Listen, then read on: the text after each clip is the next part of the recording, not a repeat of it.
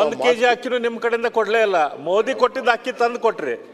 ನೀವು 10 kg ಕೊಡ್ತೇವೆ ಅಂತ ಹೇಳಿದ್ರೆ ಎಲ್ಲಿ ಕೊಡ್ತೀರಿ? ನೋಡಪ್ಪ, ಎಲ್ಲಿ ಕೊಟ್ರಿ? ನಿಮ್ಮ ಅಕ್ಕಿ ಎಲ್ಲಿ ಕೊಟ್ರಿ? ಮೋದಿ ಕೊಟ್ಟ ಅಕ್ಕಿ ಕೊಟ್ರಿ ನಿಮ್ಮ ಅಕ್ಕಿ ಅಂತ ಹೇಳಿ.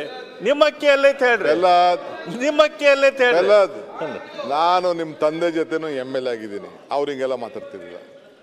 ಈ ದೇಶದಲ್ಲಿ ಫುಡ್ ಸೆಕ್ಯೂರಿಟಿ ಆಕ್ಟ್ ತಂದು ಇದನ್ನ ತರಕ್ಕಿನ ಮುಂಚಿತವಾಗಿ ಸಿದ್ದರಾಮಯ್ಯನವರು ಮೊದಲನೇ ದಿನ ಅನ್ನಭಾಗ್ಯ ಶುರು ಮಾಡಿದ್ರು. ಫಸ್ಟ್ ಡೇ ಆಫ್ ಇಸ್ ಬಸವಣ್ಣನ ಜಯಂತಿ ದಿನ ಅಧಿಕಾರ ಸ್ವೀಕಾರ ಮಾಡಿ 1 ಮ್ಯಾನ್ ಮಿನಿಸ್ಟರ್ ಚೀಫ್ ಮಿನಿಸ್ಟರ್ ಆಗಿ ಇದ್ಕೊಂಡು ನಾನು ಉಚಿತವಾಗಿ ಅನ್ನಭಾಗ್ಯ ಕೊಡ್ತೀನಿ ಅಂತ ತೀರ್ಮಾನ ಮಾಡಿದ್ರು. ಯಾರು ಹೊಟ್ಟೆ ಹಸ್ಕೊಂಡು ಇರಬಾರ್ದು ಅಂತ. ಅದಾದಮೇಲೆ ಸೋನಿಯಾ ಗಾಂಧಿ ಅವರ ಮುಖಂಡತ್ವದಲ್ಲಿ ಮನಮೋಹನ್ ಸಿಂಗ್ ರವರು ಈ ದೇಶದಲ್ಲಿ ಒಂದು ಕಾನೂನನ್ನೇ ತೆಗೆದುಕೊಂಡು ಫುಡ್ ಸೆಕ್ಯೂರಿಟಿ ಆಕ್ಟ್ ತೆಗೆದುಕೊಂಡು ಬಂದ್ರು. Not mister Modi. ಈ ದೇಶದಲ್ಲಿ ಒಂದ್ ನಿಮಿಷ ಕೂತ್ಕೊಳ್ಳಿ.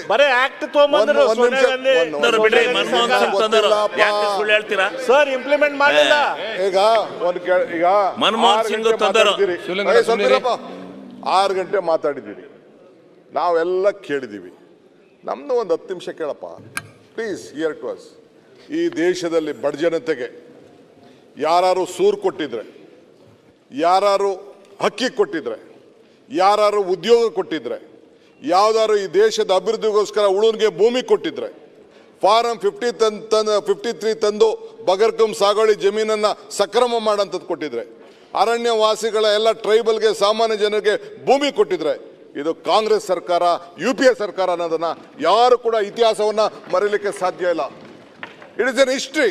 ಬೇಕಾದ್ರೆ ನೀವು ಹೇಳಿ, ಕಮಾನ್, ನಾನು ನನ್ನ ಕಾಲದಲ್ಲಿ ಇಂಥ ಕೆಲಸ ಮಾಡಿದ್ದೀನಿ ಅಂತ ಹೇಳಿ. ನಾವು ಇವತ್ತು ಏನು ಈ 5 ಗ್ಯಾರಂಟಿಗಳನ್ನು ಕೊಟ್ಟಿದ್ದೇವೆ, ಇದನ್ನ ನಮ್ಮ ದೇಶದ ಗೌರವಾನ್ವಿತ ಪ್ರಧಾನಮಂತ್ರಿಗಳು ಟೀಕೆ ಮಾಡಿದ್ರು.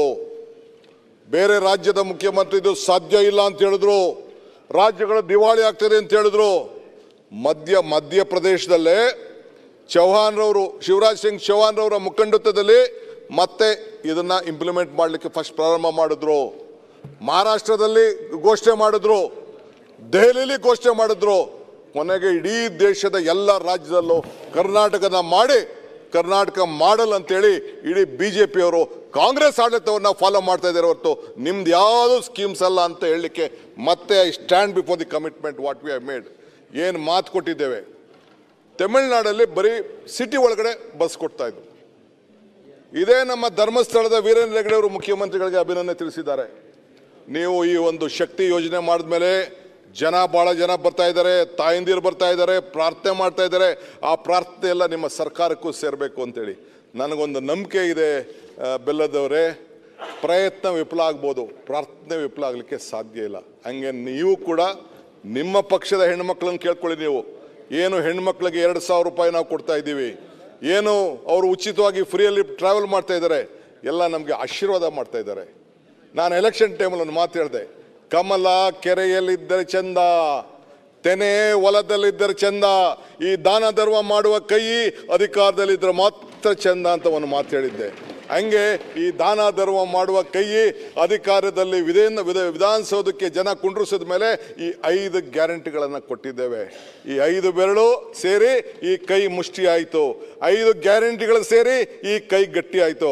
ಅದಕ್ಕೆ ಉತ್ತರ 2028ರಲ್ಲಿ ಈ ರಾಜ್ಯದ ಜನ ಕೊಡ್ತಾ ಇದ್ದಾರೆ. ಅದನ್ನು ಮುಂದಕ್ಕೆ ಆಮೇಲೆ ಮಾತಾಡೋಣ.